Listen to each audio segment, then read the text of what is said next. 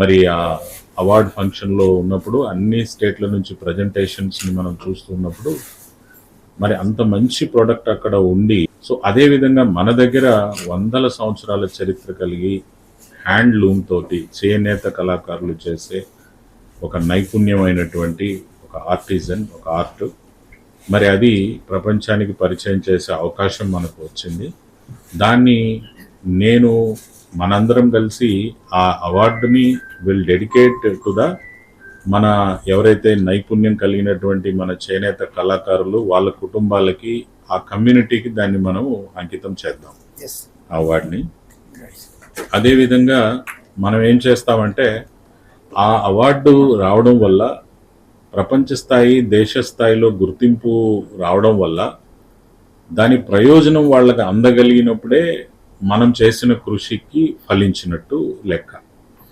ప్రయోజనం అందడం అంటే ఏంటి? మరి ఈ గుర్తింపు అనేది వచ్చింది. ఈ గుర్తింపు వల్ల వాళ్ళకి వాళ్ళ మార్కెట్ వైడ్ స్ప్రెడ్ కావాలి, వాళ్ళ అమ్మకాలు పెరగాలి, వాళ్ళకు వచ్చేటువంటి ధరల్లో నిజాయితీ, మన వాళ్ళు ఈరోజు అమ్ముతున్న దాంట్లో వాళ్ళకు ఉన్నటువంటి లాభాలు చాలా తక్కువగా ఉంటాయి.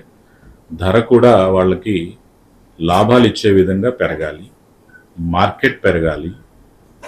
తద్వారా ఎవరైతే ఇప్పుడు చదువుకొని అన్ఎంప్లాయిడ్గా ఉన్నటువంటి ఆ కమ్యూనిటీలో ఉన్నటువంటి నిరుద్యోగులైన పిల్లలు కూడా మరి లాభసాటి అయిన ధరలు లభించేటప్పుడు ప్రపంచవ్యాప్తంగా మార్కెట్ విస్తృతి పెరిగి వాళ్లకు అమ్మకాలు అనేవి కూడా విస్తృతంగా జరిగే పరిస్థితి వచ్చినప్పుడు ఆ కమ్యూనిటీలో చదువుకొని నిరుద్యోగులుగా ఉన్న పిల్లలు లేదా చదువుల్ని ఆపేసి నిరుద్యోగులుగా ఉన్నటువంటి పిల్లలు కూడా మరి ఆ తల్లిదండ్రుల యొక్క నైపుణ్యమైన ఆ కళ చేసేటువంటి చేనేత వృత్తిలోకి వాళ్ళు కూడా వచ్చి మరి మంచి లాభాలు గడించే పరిస్థితి రావాలి. ఈ పరిస్థితులు వచ్చినప్పుడు మనం చేసిన కృషికి, మనం తెచ్చుకున్న ఈ అవార్డుకి నిజమైన ప్రతిఫలం ఉంటుందనేది నా నమ్మకం. సో మనం ఇప్పుడు ఇది చేశాం, దేశస్థాయి, నేషనల్లో, ఇంటర్నేషనల్లో గుర్తింపు వచ్చింది. మరి దీన్ని మనం ఇప్పుడు మార్కెట్కి లింక్ చేయాలి, ఈ గుర్తింపుని ఉపయోగించుకోవాలి, కమ్యూనిటీని ఇన్వాల్వ్ చేయాలి, మార్కెట్కి లింక్ చేయాలి. మరి వీళ్ళకి అనేక రకాల ఆర్డర్స్ రావాలి, ఆర్డర్స్ వల్ల వాళ్ళ జీవితాల్లో మార్పు రావాలి, అభివృద్ధి సాధ్యం కావాలి.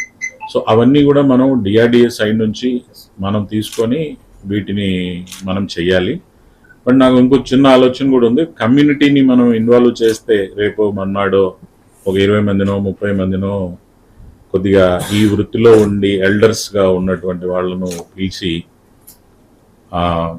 కన్సర్న్ ఎమ్మెల్యే గారిని కూడా పిలిచి మనం ఇక్కడే ఒక సమావేశం పెట్టుకొని అసలు అభినందనలు వాళ్ళకి తెలియచేసి, కమ్యూనిటీకే అభినందనలు తెలియచేసి ఆ అవార్డుని కూడా వాళ్ళకి డెడికేట్ చేసి ఫర్దర్ ప్లాన్ అనేది కూడా చిన్నపాటి రివ్యూ చేసి డిస్కస్ చేసి ఫర్దర్గా ఎట్లా చేయాలి, దీన్ని ఆన్లైన్ మార్కెటింగ్కి ఎట్లా మనం అనుసంధానం చేయాలి, ఆఫ్లైన్ మార్కెట్తో ఎట్లా అనుసంధానం చేయాలి అనేటువంటిది. ముఖ్యంగా సూర్యలంక బీచ్లో మనము ఒక రెడీమేడ్, అంటే ఇప్పుడు ఏదైతే ఈ షీట్స్ తోటి తయారు చేసే షాప్ లాంటిది, సో సూర్యలంక అండ్ ఓడరేవులో మనం కోరుకున్నటువంటి, మనం పెట్టాలి టూరిస్టులకి బాగా అట్రాక్షన్ ఉండేటువంటి ప్లేస్లో దీన్ని పెట్టి ఈ కుప్పడం శారీస్ ఇది నేషనల్ స్థాయిలో గుర్తింపు వచ్చినది అని చెప్పి అవసరమైతే ఆ ఫోటోల్ని కూడా ఎగ్జిబిట్ చేసి సీఎం, ఢిల్లీ సీఎం గారు అండ్ ఇండస్ట్రీ మినిస్టర్ గారు లెవెల్లో దీనికి ఫస్ట్ గోల్డ్ అవార్డు వచ్చినటువంటిది ఎగ్జిబిట్ చేస్తే అక్కడే ఒక ఈ మన స్కానర్ లాగా పెడతారు కదా, ఎవరైనా వాళ్ళ మొబైల్లో చూస్తే దాని స్టోరీ చదువుకోవడానికి ఇది ఏమొచ్చింది, ఎందుకు దీని ప్రాచీనత ఏముంది, ఎన్ని వందల ఏళ్ళ నాటిది, దీనికి చివరికి ఇలా గుర్తింపు వచ్చింది, దీని నాణ్యత ఇలా ఉంటుంది, క్వాలిటీ ఇలా ఉంటుంది, దీన్ని అన్నప్పుడు అక్కడికి వచ్చిన టూరిస్టులు అరే ఒకటి మనం పర్చేస్ చేద్దాం దీన్ని అనేటువంటి పరిస్థితి వచ్చేటట్టు 2 చోట్ల పెట్టండి. మనం దాని డబ్బులు అనేది ఇటు డిఆర్డిఏ సైడ్ నుంచా కలెక్టరేట్ నుంచా ఏదో ఒకటి చేద్దాం. మనము P4లో very simple concept, honourable chief minister గారి బ్రెయిన్ చైల్డ్, ఆయన ఐడియా ఇది. ఏంటి ఐడియా అని అంటే, మరి సమాజంలో అత్యంత వెనుకబడినటువంటి 20% మంది కుటుంబాలకి మనం వారిని బంగారు కుటుంబాలని పిలుస్తున్నాం. మరి అదే సమాజంలో బాగా ఉన్నతమైనటువంటి స్థానాల్లో ఉన్న 10% ఎలైట్ పీపుల్, ఈ బాటంలో ఉన్న 20% అత్యల్ప ఆదాయం ఉన్నటువంటి బంగారు కుటుంబాలని, మరి అత్యున్నత స్థానంలో ఉన్న 10%ని మనం మార్గదర్శులు అంటున్నాం. అత్యల్ప ఆదాయంతో ఉన్న వీళ్ళని కుటుంబాలని బంగారు కుటుంబాలు అని పిలుస్తున్నాం. ఈ రెండింటిని అనుసంధానం చేసి మన దగ్గర ఉన్నటువంటి వెబ్సైటు, మన పోర్టల్ ద్వారా మనం ముందుగా ఫిజికల్గా ఈ బంగారు కుటుంబాలందరినీ కూడా మనం చూసి వాళ్ళతో మాట్లాడి ఈ లిస్ట్ అనేది, ఈ బంగారు కుటుంబాలు అనేది, దీంతో పాటు మార్గదర్శుల్ని ఐడెంటిఫై చేయడం. 200 మంది మార్గదర్శులు అవసరం పడుతున్నట్టుగా ఉంది ఆన్ అండ్ యావరేజ్. కొన్ని చోట్ల 100 సరిపోతున్నారు, మరికొన్ని చోట్ల 200 కూడా అవసరం ఉంది. మరి ఈ మార్గదర్శులు క్వాలిటీ ఉండేటట్టు చూసుకోవడం, బాధ్యతల్ని నిర్వర్తిస్తూ ఈ బంగారు కుటుంబాల వాళ్ళకి సహాయం చేయగలిగిన పరిస్థితుల్లో ఉన్నారా?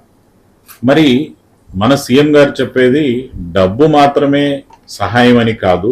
పిల్లల విషయంలో కావచ్చు, పిల్లల కెరీర్ ఎంపిక చేసుకునేటువంటి పరిస్థితుల్లో కావచ్చు, వాళ్ళ ఇంట్లో ఒక స్మాల్ ఎంటర్ప్రెన్యూర్ గా ఎదిగే క్రమం కావచ్చు,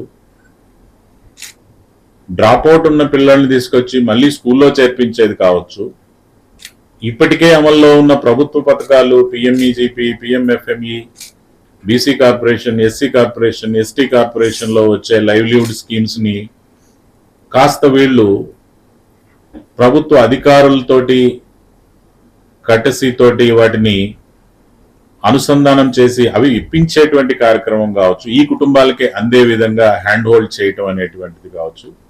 సహాయం అంటే ఇవన్నీ వస్తాయి, డబ్బు అనేదే సహాయం కాదు. సో ఈ విధమైనటువన్నీ చేసుకుంటూ మనము ఈ కుటుంబాల్ని హ్యాండ్ హోల్డ్ చేయాలి అనేటువంటిది సీఎం గారి ఆబ్జెక్టివ్, మనందరి ఆబ్జెక్టివ్. తర్వాత నీడ్ బేస్డ్ సర్వే అని చెప్పి మనం చెప్తున్నాం. ఈ నీడ్ బేస్డ్ సర్వే ఇప్పుడు మనం చేసి ఏ కుటుంబానికి ఏం అవసరం అనేది, నీడ్ బేస్డ్ సర్వేలో దానికి సంబంధించిన ఫార్మాట్స్ అన్ని కూడా గవర్నమెంట్ నుంచి మనకు వస్తూ ఉన్నాయి. సో ఇవన్నీ చేస్తూ మనం ఈ కార్యక్రమాన్ని ముందుకు తీసుకొని పోవాలి. ఇప్పుడు ఈ ప్రయాణంలో మనం బంగారు కుటుంబాల్ని ఎక్స్క్లూజన్ డిలేషన్స్ చేయాల్సింది ఇంకా ఉంది, మార్గదర్శకుల్ని క్వాలిటీ పరంగా ప్యూరిఫై చేయాల్సినది ఉంది, నీడ్ బేస్డ్ సర్వే కూడా చేసుకొని వీళ్ళు ఇప్పుడు ఈ కార్యక్రమాన్ని మనం ముందుకు తీసుకొని వెళ్తూ ప్రతి కుటుంబానికి ఏదో ఒక సహాయం, ఆర్థిక రూపేణ కావచ్చు, ఆర్థిక రూపేణ కాకుండా కూడా కావచ్చు. ఇనిషియల్ గా కలెక్టర్ గారు మీకు ఒక అవగాహన ఇచ్చారు జీరో పవర్టీ P4 ఇనిషియేటివ్ మీద. సో మనకి స్వర్ణాంధ్ర 2047 విజన్ మీకు తెలిసిందేనండి. దానిలో మనకి 10 సూత్రాలు అని చెప్పేసి సీఎం గారు చెప్పారు. సో దానిలో ఫస్ట్ సూత్రం వచ్చేసి జీరో పవర్టీ P4. ఈ 10 సూత్రాలు మీరు అందరూ గుర్తుపెట్టుకోవాలండి, ఎందుకంటే సివిఏపి కానీ అందరూ ఇవి అన్ని మనకి విజన్ అవ్వాలి అంటే ఇవన్నీ మనకి హెల్ప్ఫుల్ అవుతాయి, గైడింగ్ ప్రిన్సిపల్ లాగా ఇవన్నీ. సో P4 అంటే అండి public, private, people, partnership. So public అంటే ప్రజలు, పబ్లిక్ గవర్నమెంట్, పీపుల్ వచ్చేసి మన బంగారు కుటుంబాలు, అండ్ ప్రైవేట్ వచ్చేసి మన సిఎస్ఆర్ ఆర్గనైజేషన్స్ కానీ, హై నెట్ వర్త్ ఇండివిజువల్స్ కానీ, ఎన్జిఓస్ కానీ, ఆర్గనైజేషన్స్. సో ముందుగా మార్గదర్శి అంటే ఎవరు, బంగారు కుటుంబం అంటే ఎవరు? టాప్ 10% అంటే అధిక సంపన్నులు, టాప్ 10% లో ఉన్న వాళ్ళు మనం మార్గదర్శిగా తెలుస్తున్నాము. బంగారు కుటుంబం అంటే బాటమ్ 20%, ఎవరైతే వల్నరబుల్ ఫ్యామిలీస్ ఉంటాయో, ఎవరైతే అవసరం ఉంటుందో వాళ్ళని బంగారు కుటుంబంగా మనం తెలుస్తున్నాము. ఈ ఇద్దరి మధ్యలో ఫెసిలిటేటర్ గా యాక్ట్ చేసేది గవర్నమెంట్ నుంచి విడుదల ఇవ్వడం అనేది.